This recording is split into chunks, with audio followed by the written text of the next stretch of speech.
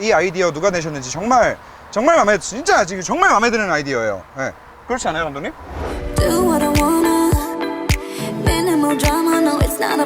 GDI에 비해서 또 MPI로 돌아갔으면 출력이 더 떨어져야 되는 거 아니야?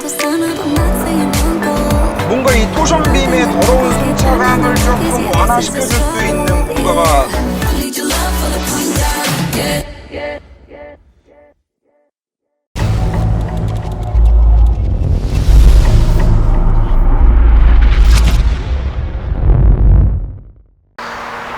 안녕하십니까 시청자 여러분, 베뉴입니다. 베뉴인데 일단 엔진룸부터 잠깐 까보고 가겠습니다. 아 뜨거워! 아 뜨거워! 아 뜨거워! 어떡하지?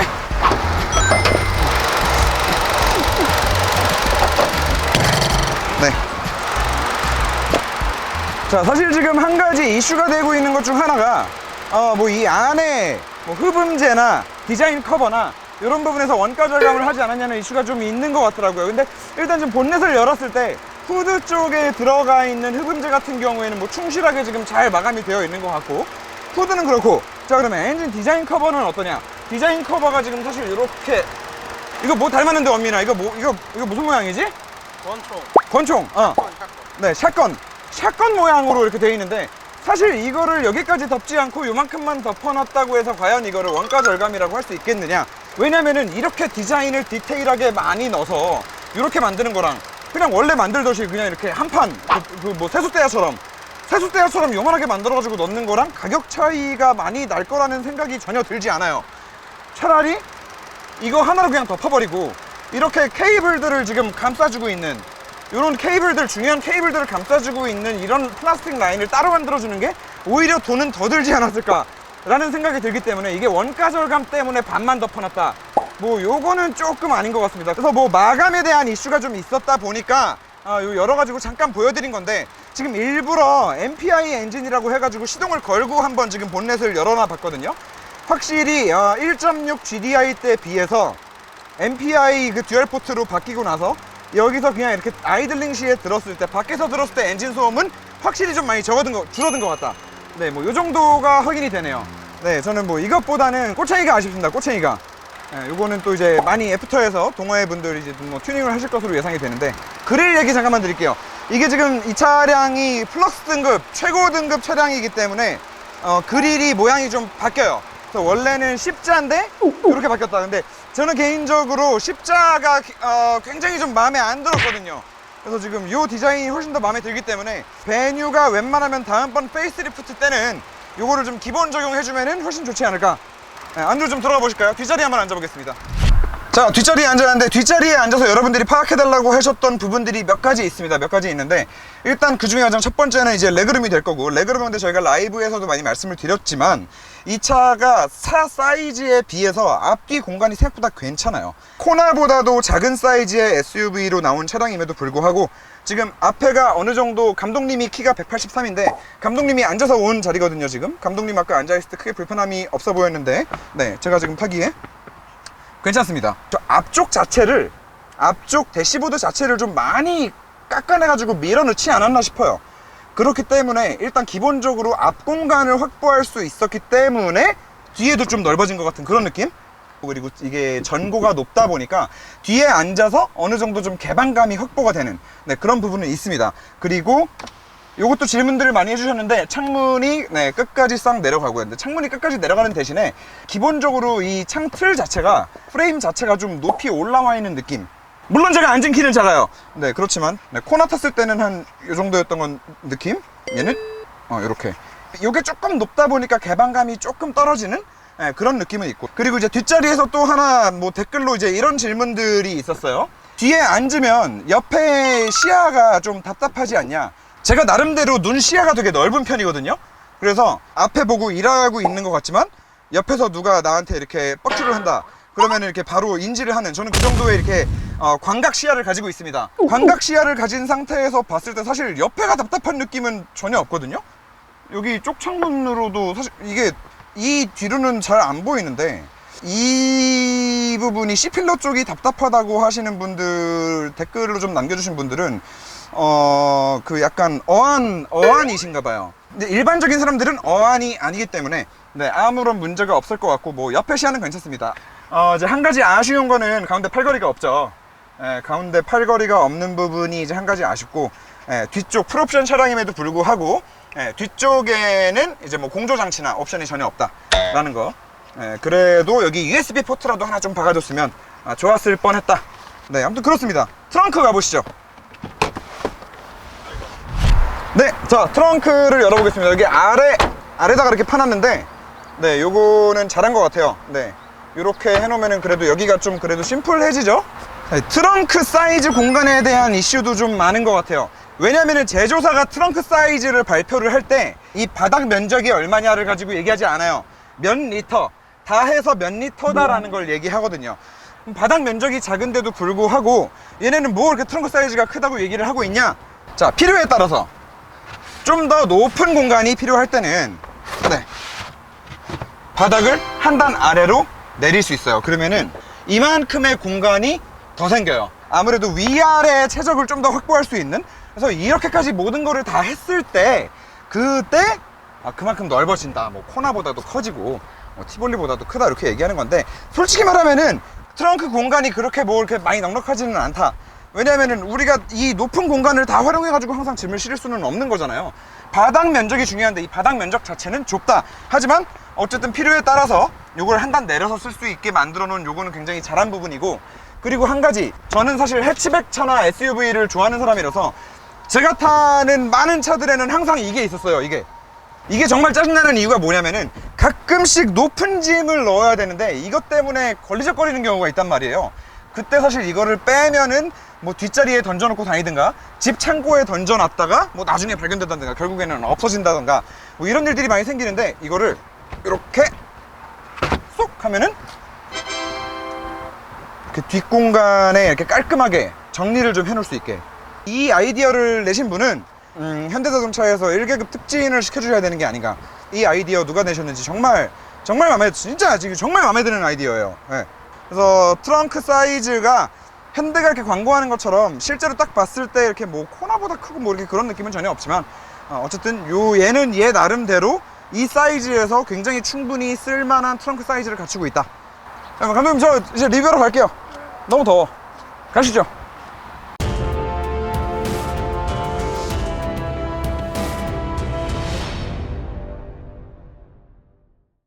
자, 그럼 본격적으로 출발하기 전에 베뉴가 2륜 전륜구동만 나오는데, 2륜 전륜구동 차량인데 여기다가 지금 험로 탈출 모드를 넣어놨어요.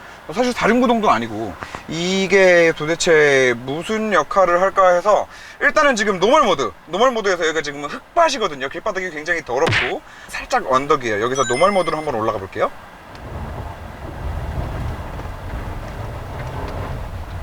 네, 잘 올라옵니다. 다시 뒤로 가서 이번엔 샌드, 네, 모래 모드로 가보겠습니다. 이게 노멀 모드랑 차이가 그게 있네요. 그 바퀴가 이제 트랙션을 잃고 모래바닥에서 미끄러지기 시작했을 때, 아무래도 노멀 모드에서는 조금만 미끄러져도 RPM을 순간순간 바로바로 계속 제어를 하면서 바퀴가 좀 많이 그립을 잃지 않게 하려는, 하지만 그럼에도 불구하고 앞으로 가긴 가고, 샌드 모드에서는 이 트랙션을 잃었을 때 RPM을 억제해주는 그 영역이 그냥 조금 더 높은 것 같아요. 그래서 뭐 바퀴는 바퀴대로 미끄러지더라도 바퀴가 계속 그냥 굴러갈 수 있도록. 사실 이게 그냥 트랙션 컨트롤을 꺼버려도 비슷한 효과가 나올 거예요. 하지만 트랙션 컨트롤을 완전히 꺼버리게 됐을 경우에는 또 차가 완전히 도로에서 이렇게 벗어나 버릴 수도 있는, 순간적으로 진짜 위험할 수 있는 상황이 연출될 수 있기 때문에 그 중간 지점을 샌드 모드를 만들어 가지고 그냥 하나 만들어 놓은 것 같다. 그래서 사실 별 의미는 없는 것 같다. 그냥 노멀 모드만 하더라도 어지간한, 지금 여기서도 흙밭이었는데 노멀 모드에서 충분히 트랙션을 잃으면서도 RPM이 어느 정도 죽지 않으면서 잘 올라가 줬고, 그리고 정말 어디에 빠졌다, 그럴 때는 그냥 트랙션 컨트롤을 아예 꺼버리고 주행을 하는 걸로 충분할 것 같다. 이 옵션은 필요 없는 것 같다. 자, 사실 이 베뉴가 가격대도 굉장히 괜찮게 나오고, 현대에서는 또 최초로 시도하는 세그먼트의 차량이고, 그리고 또 무게도 가볍고, 그리고 공차 중량이 1200이에요 코나 공차 중량보다도 또 100kg가 더 가볍거든요. 그래서 뭐 이런 여러 가지 이유들 때문에 파워트레인을 어떤 걸 쓸까 사실 저는 제일 궁금했었는데, 아반떼랑 K3에 들어가는 1.6 MPI 엔진에 무단 변속기 조합을 써가지고 지금 이 차에 넣어놨더라고요. 자, 일단 초반 가속력부터 좀 볼게요.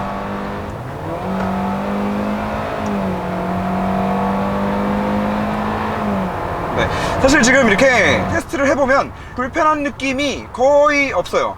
물론 이 차는 쏘는 차량이 아니다 보니까 엄청난 파워풀한 출력이 느껴진다든가 엄청난 가속력이 느껴진다 하는 부분은 당연히 없습니다. 하지만 이제 항상 말씀드리듯이 그 실주행 영역, 뭐 0 to 50이나 뭐 30 to 60, 50 to 100, 요 정도의 구간 안에서 답답함이 있냐 없냐가 사실 일반 차량들은 데일리로 쓰는 차량들은 굉장히 중요한 지표가 될 거라고 저는 항상 생각을 하는데, 일단 그런 부분에 있어서 전혀 답답함이 없고, 사실 이 답답함이 없는 부분에 대해서 좀 의아하게 생각하실 수도 있는 게, 그래도 현대차가 만든 엔진들 중에 GDI 엔진, 그 직분사 엔진, 실린더에다가 연료를 고압 분사로 바로 이렇게 때려 넣는 방식이 그래도 출력이 높고 좀 시원시원하게 차가 나가지 않느냐 라는 생각을 하시는 분들이 많을 거고, 실제로 현대차가 GDI 엔진을 그런 식으로 해서 좀 이렇게 홍보를 해왔죠. 그런데 지금 어쨌든 다시 MPI로 왔단 말이죠.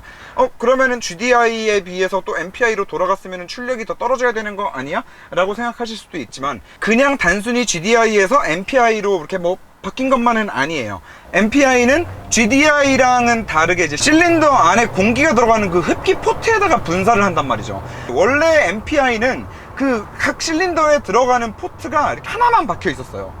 이게 고압 분사도 아니고 하나만 가지고 뿌려서 이거를 무화시키기에는 좀 약간 버거운 감이 있었던 거죠. 이거를 극복하기 위해서 흡기 포트에다가 MPI 포트를 하나만 박은 게 아니라 이제 2개를 박은 거죠. 그래서 듀얼 MPI 포트 엔진입니다. 그러면 결국에 같은 양의 연료를 분사한다고 하더라도 포트가 2개가 되면서 MPI 포트가 좀 작아졌단 말이에요. 아무래도 작은 포트에서 뿌려내는 게 무화가 훨씬 더 잘 되겠죠. 그 분무기를 생각해 보시면 될 것 같은데, 분무기 구멍 자체가 큰 분무기에서 이렇게 하나로 뿌리면은 아무래도 그 입자가 굵을 거 아니에요. 그런데 분무기 그 구멍을 엄청 얇게 해가지고 딱 칙 했을 때 진짜 그 얼굴에 뿌리는 그 미스트들 있죠. 얼굴에 미스트 뿌리면은 진짜 엄청나게 고운 입자로 얼굴에 이렇게 수분을 쭉 이렇게 입혀주잖아요. 그런 것처럼 굉장히 작은 MPI 포트 2개를 갖다 박아서 연료가 분사될 때 그 2개를 나눠서 하면서 입자를 훨씬 더 곱게 분사할 수 있게 된 거죠. 결국 그거는 폭발 효율을 증대시키고, 폭발 효율이 증대된다는 거는 출력에 도움이 되고, 출력이 그만큼 도움이 된다는 거는 연비에 아무래도 좋은 영향을 미치게 되겠죠. 저희가 이 차를 가지고 이제 인제 서킷에 서킷 촬영을 다녀왔는데, 고속도로 올리니까 연비가 한 15km 정도, 이제 가솔린임에도 불구하고 굉장히 많이 지금 위에 올라와 있고, 시내 주행을 제가 계속 테스트를 하려고 타고 다니는데도 이렇게 답답하지 않게 어느 정도 악셀을 밟으면서 타고 다니는데도 10km 밑으로 떨어지는 거는 거의 보지 못한 것 같아요. 아무튼 결과적으로 저는 현대가 이 GDI 엔진보다 요 차급에 MPI를 듀얼 포트로 해서 연료 분사 방식을 채택한 이 1.6 엔진은 굉장히 괜찮은 엔진이라고 봐요. 연비 관련해서 계속 얘기를 드리자면 CVT 미션 얘기를 사실 빼놓을 수 없겠죠? 이 CVT 미션이 무단 변속기라고 부르잖아요. 무단 변속기, 단수가 없다. 이거는 사실 어떻게 뒤집어서 말하면은 무단 변속기가 아니라 무한 변속기이기도 해요. 그 CVT 미션 안에 들어가는 가장 핵심이 되는 체인이 양쪽 어디 기어에 딱 단수마다 물리는 게 아니라 이렇게 비스듬한 기어 2개를 여기를 왔다리 갔다리 하면서 자기가 계속해서 최적의 기어비를 실시간으로 계속해서 맞추면서 가는 거거든요. 그렇기 때문에 뭐 무단 변속기라고 하면 사실 뭐 단수가 1단밖에 없는 건가라고 생각하실 수도 있는데, 사실 그 표현보다는 제가 생각하기에는 무한단 변속기가 오히려 좀 더 맞는 표현이 아닌가라는 생각이 드는 거죠. 결과적으로 이게 주는 강점은 아무래도 이 차가 아무리 뭐 듀얼 포트 엔진을 쓰고 뭘 어쩌고 공차 중량이 가벼워가지고 그나마 뭐 이 배기량 대비에는 경쾌하게 나가고 한다 하더라도 120마력에 15토크밖에 안 된단 말이에요.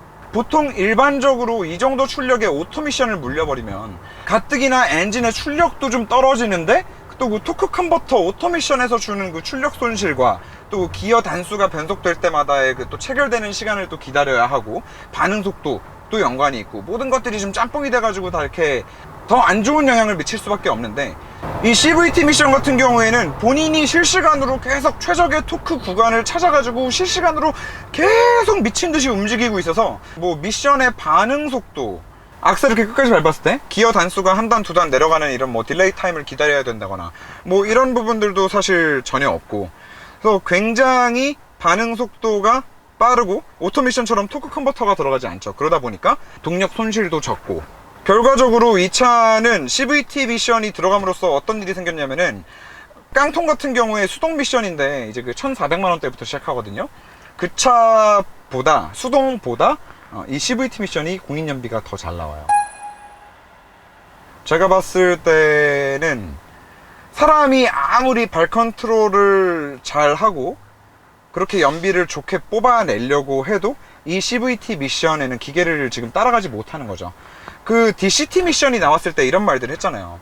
DCT 미션의 변속 속도를 이제 사람이 따라갈 수 없는, 기술이 발전되면서 그런 일들이 생기잖아요. 이 CVT 미션 같은 경우에도 좀 비슷한 맥락이라고 생각이 드는 거죠. 그리고 사실 CVT도 이제 계속 발전을 하죠. 요즘 이 CVT 차량들 같은 경우에는 지금 보시면은 올라가다가 소리 혹시 들으셨나요? 6500rpm까지 쭉 올라가다가 이렇게 변속하는 느낌을 줘요. 한 번 쭉 떨어뜨려주고, 한 번 더 떨어뜨려주고. 그리고 더 웃긴 거는 여기 아예 변속을 할 수 있게 만들어 놨어요. CVT 미션인데. 네, 지금도 5단에서 4단으로 내렸는데 4단에서 RPM이 6000rpm까지 확 올라가면서 변속도 잘 돼요. 반응 속도가 거의 DCT급입니다. 하지만 이제 그 어떤 변속 충격도 없다는 거. 하지만 이 체인을 가지고 계속 오르락 내리락 해야 된다는 부분 때문에 토크 대응력이 좀 낮은 부분이 있죠. 자, 아무튼 뭐 파워트레인 얘기가 좀 길어졌는데, 아반떼랑 K3 신형을 타보신 분들은 그 느낌이랑 크게 벗어나지 않는다라는 거를 금방 아실 수 있습니다. 그래서 2차급에 이 차를 끌고 다니기에 충분히 답답함이 없고, 연비도 좋고, 뭐 미션도 괜찮다. 그래서 종합적으로 엔진 미션은 굉장히 좀 마음에 들고,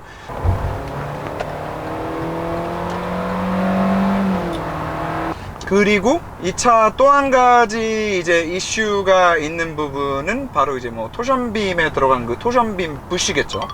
얘네가 토션빔을 토션빔이라고 부르지 않고 뭐 CTBA라고 불러요. 조금 멋있게. 이거는 CTBA라고 해서 뭔가 뭐 대단한 게 들어갔나 보다 그렇게 생각하시면 안 되고, 그냥 토션빔입니다. 그냥 토션빔인데, 이 토션빔 끝에 뭔가 이 토션빔의 더러운 승차감을 조금 완화시켜 줄 수 있는 뭔가가 들어가 있다 라고 이렇게 카탈로그에 써 있어요. 그래서 이게 혹시 저는 좀 걱정을 했어요. 그 SM6에 들어가 있는 토션빔에 같이 붙어 있는 그 AM 링크 있죠.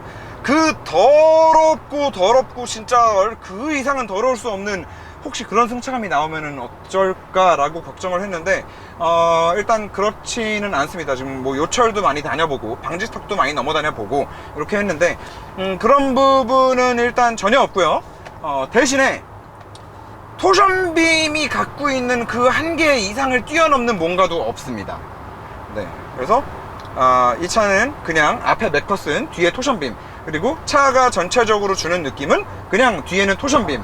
그럼 뒤에 토션빔이 그냥 주는 그 느낌이 뭐냐? 뒤에 멀티링크가 들어간 차보다는 급선의 시에 뒤쪽 그립력이 살짝 떨어질 수 있는데, 이건 일반 분들은 거의 느끼시지 못하고요. 요 차를 만났을 때 사실 가장 많이 느끼죠.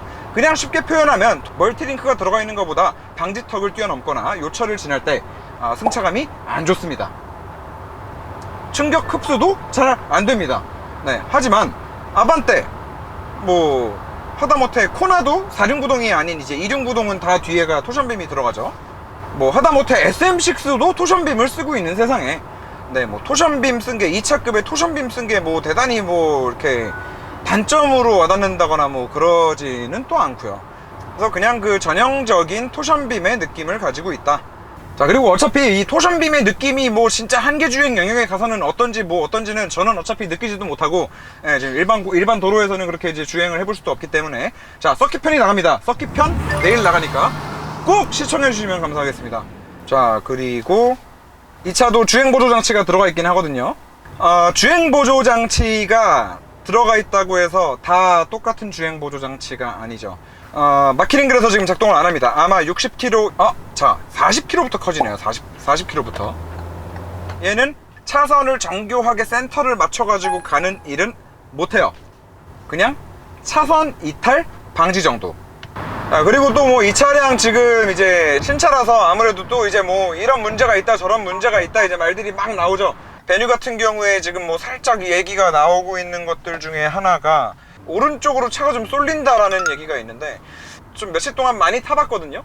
그래서 뭐 요철도 많이 다녀보고 와인딩도 해보고 고속도로도 타보고 여러 가지를 다 해봤는데 차가 한쪽으로 쏠리는 느낌은 사실 전혀 못 받았어요. 뭐 마감이 좀 떨어지고 뭐 좀 급하게 출시 일정 맞추다 보면 뭐 그런 것들은 이해하는데, 차가 한쪽으로 쏠릴 수 있다라는 이슈는 사실 요즘같이 기계화 공정이 잘 되어 있고 이제 플랫폼을 다 기계들이 만들고 이렇게 하는 세상에는 사실 그러기도 또 쉽지 않은 일이거든요. 그래서 차선이 한쪽으로 쏠리는 문제는 그 주행 보조 장치에 있어서도 해당되는 얘기인데, 대부분은 타이어 공기압 문제가 90% 이상이라고 해요. 그 다음은 이제 얼라이먼트가 안 맞는 문제가 또 있고, 하지만 뭐 신차들 나올 때 얼라이먼트를 다 맞춰서 나오기 때문에 제가 봤을 때 신차 받으셨는데 뭐 조금 문제가 있다, 차가 한쪽으로 좀 쏠린다 하시는 분들은 10중 8구는 타이어 공기압 문제일 것 같다. 네, 그러니까 공기압 한번 봐보시고 다시 한번 좀 주행을 해보시면 좀 괜찮지 않을까, 네, 뭐 그런 생각이 듭니다. 자, 베뉴에 대해서 좀 전체적으로 고루고루 말씀을 드리려고 노력을 했는데, 저는 개인적으로 SUV를 좋아하는 사람으로서 현대가 기존에 아예 없던 그레이드의 SUV를 지금 새롭게 만들어낸 거란 말이죠. 그래서 작은 차에서 주는 그 운전의 재미도 지금 분명히 좀 가지고 있고, 또 이 SUV이기 때문에 이 개방감이 굉장히 또 괜찮아서 작은 차이기 때문에 있는 그 답답함도 지금 전혀 없단 말이죠. 그리고 또 이 가격대가 1,400만원대부터 시작해서 뭐 2,300만원까지 여기에 걸쳐질 수 있는 차종들이 사실 굉장히 많아요. 그래서 어차피 혼자 타고 다니거나 둘이 타고 다니고 뒤에 짐만 가끔 싣고 다닌다 하시는 분들한테는 베뉴가 티볼리, 뭐 스토닉, 코나 뭐 이런 경쟁 차종들이 되게 많잖아요. 혹은 아반떼도 있을 거고요. 조금 내려가면은 사실 모닝이나 레이 프로피언도 엄청 비싸거든요. 그 차종들을 좀 전부 다 아우를 수 있는 가격대에 나온 차량으로서 굉장히 좀 살만한 차가 아닌가, 네, 그렇게 생각을 합니다. 네, 저희가 항상 리뷰를 할 때마다 시청자분들의 차를 받아가지고 리뷰를 하는데, 항상 내 차처럼, 네, 저희 차처럼 소중하게 손세차 하면서 좋은 자리에 주차해 가면서 이렇게 리뷰를 하고 있으니까 리뷰 협찬도 많이 부탁드릴게요. 차량 협찬 해주시고 싶다 하시는 분들, 네, 지금 여기 아래 나가는 카카오톡 아이디 플러스 친구로 편하게 카톡으로 남겨주셔도 되고요. 뭐 모트라인 커뮤니티, 저희 모트라인.com 리퀘스트 게시판에 거기 글로 남겨주셔도 됩니다. 차량 협찬 많이 부탁드리고, 네, 오늘도 시청해주셔서 너무 감사하고 좋은 행복한 금요일 보내시고 좋은 주말 보내시기 바라겠습니다. 감사합니다. 내일 까만형 리뷰 꼭 많이 시청해주세요. 감사합니다. 끝!